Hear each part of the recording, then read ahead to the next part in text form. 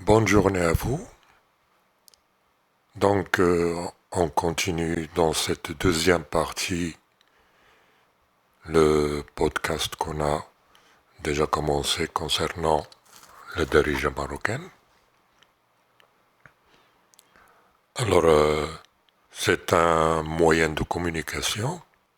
Alors là, juste entre parenthèses, cet échange d'informations au niveau de la population marocaine, en plus de la Darija, on a tout un ensemble de gestuels, de gestes, de regards, de choses qui ne sont pas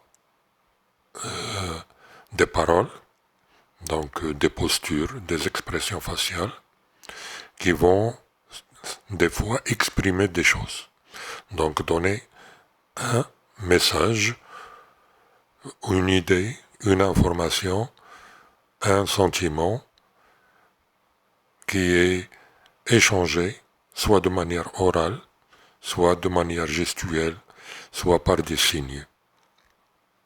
L'information, comme tout échange, peut être quelque chose de véridique, c'est une vérité, c'est une extrapolation, c'est une hypothèse, mais aussi ça peut être des mensonges, mensonges voulus ou des mensonges qui sont transmis de l'un à l'autre.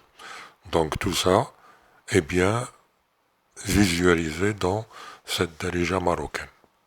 Donc on commence par ce côté social, la communication interpersonnelle, et là on va s'intéresser à quelques mots. Parfois ce sont des mots déconcertants. Souvent, ces mots se rapportent au mensonge, à l'action de mentir ou bien au mensonge lui-même, ou la création de mensonges. Donc il y a tout un vocabulaire qui se rapporte à, à ce genre de communication. Alors le premier mot qui me vient à l'esprit, c'est le mot zait, le mensonge, ou bien les mensonges. Alors j'ai cherché un petit peu et je trouvais que ce mot dériverait probablement d'un mot arabe qui est za'ata.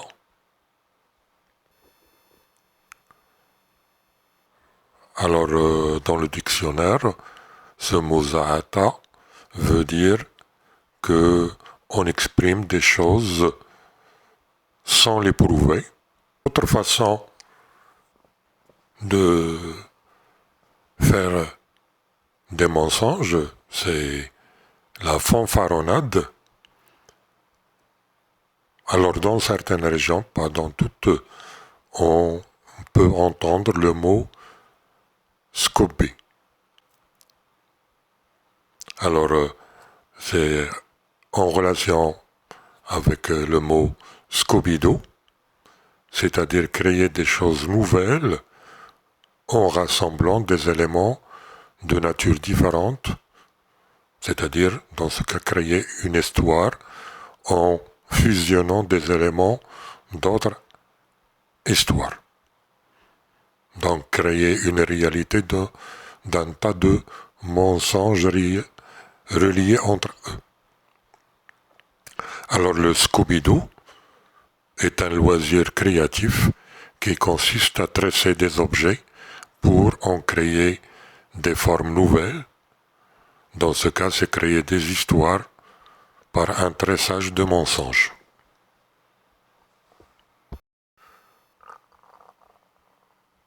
Alors pour continuer cet aspect social concernant le mensonge, un autre mot utilisé dans certaines régions du Maroc, le mot sferteh, c'est-à-dire l'affabulation. Le seul mot qui peut être à l'origine de cette utilisation,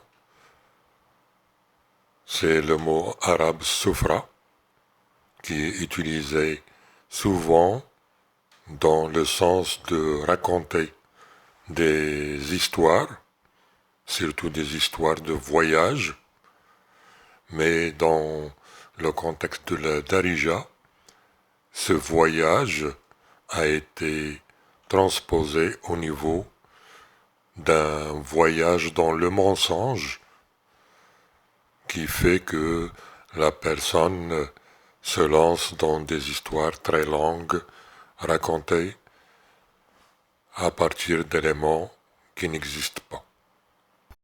Alors, toujours dans cet aspect social du mensonge, il y a d'autres mots utilisés dans certaines régions. Il y a le mot louche, il y a le mot l'bukh, kharrat, zammar, l'fish. Donc ce sont tous des mots qui se rapportent soit au mensonge direct, soit à la vantardise, la fanfaronnade, l'embellissement des discours, l'exagération d'un récit.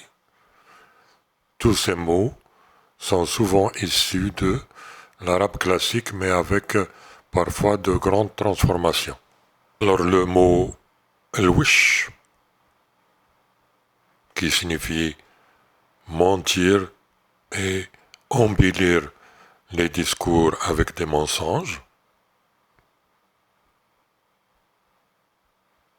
Alors, dans les régions concernées, le sens est que la personne ment et se vante en même temps. Le mot, le wish, vient du mot arabe washa, yani kadiba. Ça veut dire qu'il a rapporté des faits à d'autres par l'intermédiaire d'un mensonge. Comme les collaborateurs du temps du colonialisme qui rapportaient aux colonisateurs des faits concernant des gens, et ces faits, la plupart du temps, n'existaient pas. Le deuxième mot, al-bukh. Alors là, on le prononce avec une accentuation du P. Bukh. Donc il montre de l'arrogance et de la vantardise par l'intermédiaire de mensonges. Le mot kharrat, c'est le menteur typique, utilisé dans plusieurs régions du monde arabe. Alors ce mot, ça vient de l'arabe qui veut dire kharata, c'est-à-dire kedaba. Donc c'est une assimilation directe. Le mot suivant, kayfish, ou bien kayfshar. C'est dans le sens d'une exagération